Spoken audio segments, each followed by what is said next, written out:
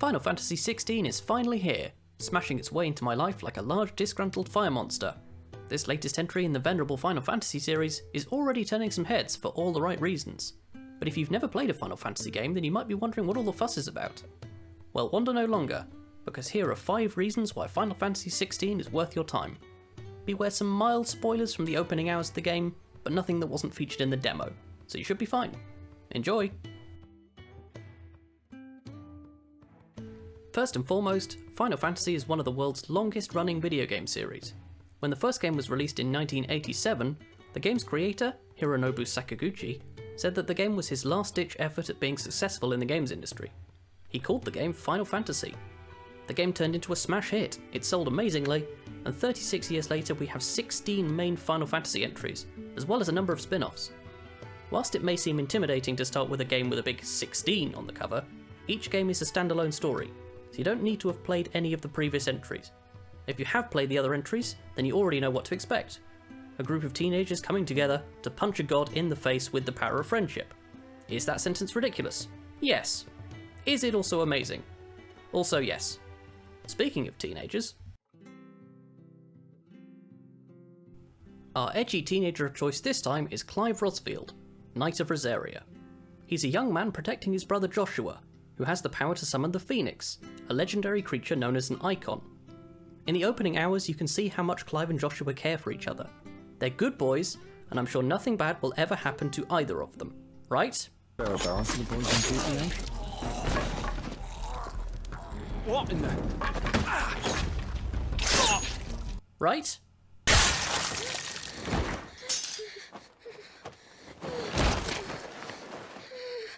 Okay, maybe it's not all sunshine and rainbows. After a time skip early in the story, Clive sets off on a mission of revenge against Ifrit, who he blames for a tragedy early in the game.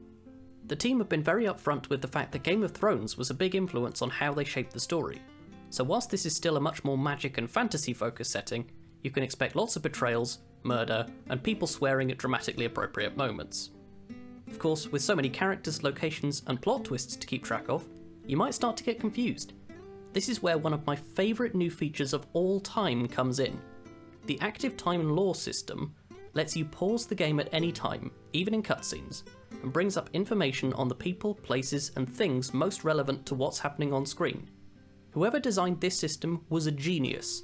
It's a real game changer for huge story-based games. Rather than taking down notes or just forgetting things like a cool person, you can let the game do the work for you and just enjoy the story. This is also the first ever Final Fantasy where the story was recorded by the English voice actors first, rather than being recorded in Japanese and having the English voice actors dubbed over. For me, as a native English speaker, this adds a level of immersion to the game as I get to focus on the gravelly voice of Clive's voice actor, Ben Starr. It feels a little more grounded. The character names too are more straightforward than your typical Final Fantasy names. The protagonist is named Clive, his brother is named Joshua, and his childhood friend is named Jill. This is a big departure from the over-the-top names of previous Final Fantasies, but I think it's one that works to keep people invested in the more complicated story. Of course, a lot of the decisions about the story and tone of this game rest on the shoulders of one man. Naoki Yoshida, also known as Yoshi P, has been working for Square Enix since 2004. He worked on a number of titles, including Dragon Quest X, but arguably his biggest success came when he was appointed director and producer of the massively multiplayer online game Final Fantasy XIV. At the time, Final Fantasy XIV was struggling. It had been created by a team without much experience designing MMOs, and as such lacked a sense of direction and drive. After Yoshi P stepped in, the game rebranded itself as Final Fantasy XIV: A Realm Reborn, with a greater focus on story, player community, and fan service. This was a huge hit with players, and the game has gone on to become one of the most popular MMOs of all time. Whilst it was a team effort, many claim that it was Yoshi P's leadership which saved Final Fantasy XIV. Yoshi P makes it a priority to engage with the player communities, making sure to listen to their likes, dislikes, and comments about the game.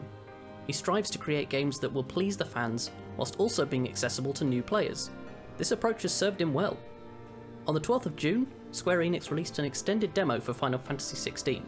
This demo gave players unrestricted access to the first few hours of the game, including an extended look at some of the powers Clive has access to later in the game. This says a lot about how confident Square Enix are about this release. Speaking of the combat, the demo gave us our first hands-on look at the combat of Final Fantasy XVI, and having now played the full game, I can see why Square Enix was so confident in showing it off. It's flashy, fast-paced, and more in line with something like Devil May Cry than your typical RPG. The combat director, Ryota Suzuki, previously worked on Devil May Cry 5 and Monster Hunter World, both games with great combat systems, so it's no surprise that he's brought his own sense of style to Final Fantasy XVI. Combat is one of the things I was nervous about before getting my hands on the demo. The trailers made the combat seem confusing, full of flashy particle effects that filled the screen and made it hard to tell what was going on. Now that I've played it, it makes a lot more sense, but be warned if you have epilepsy or don't do well with bright flashes. This game is flashy in every sense of the word. Like the Devil May Cry games, combat has a focus on avoiding damage altogether, rather than blocking or parrying. You attack using melee attacks, ranged attacks, and special powers known as iconic abilities. These are the flashy special moves seen in the trailers. They deal huge amounts of damage but have a cooldown, so you can't rely on them too heavily. There are also some incredible and ridiculous boss fights, and without going into spoilers too heavily, I mean they were in the trailers after all, you have some boss fights where you take control of the powerful creatures featured in the game. These fights are suitably epic in scope and scale, and really make you feel the power of these icons. Don't worry if you're not a fan of action games, however. The system is tightly designed, but easy to get to grips with. Right from the start, the game gives you a selection of items that automatically let you dodge, heal, or command your companions, in order to take some of the pressure off. These are entirely optional, and don't make the game too easy. They just give you some space to breathe. As accessibility features go, it's a really simple and effective addition. Ryota Suzuki has called Final Fantasy XVI his personal masterpiece. This is a bold claim, but the game is definitely doing a lot to back it up. The combat system is really fun, and I've enjoyed experimenting with it. Last, but certainly not least, are the graphics. They're certainly the most eye-catching reason to play Final Fantasy XVI, and quite frankly this game is beautiful. The art direction and graphics are so impressive, especially when the game is running at 4K in quality mode. Everything, from the gorgeous environments to the edgy pretty boy protagonist, to the flashy magic, it all looks astonishing. This game has big Sony money being thrown at it, and it shows. Just look at this moment with Ifrit.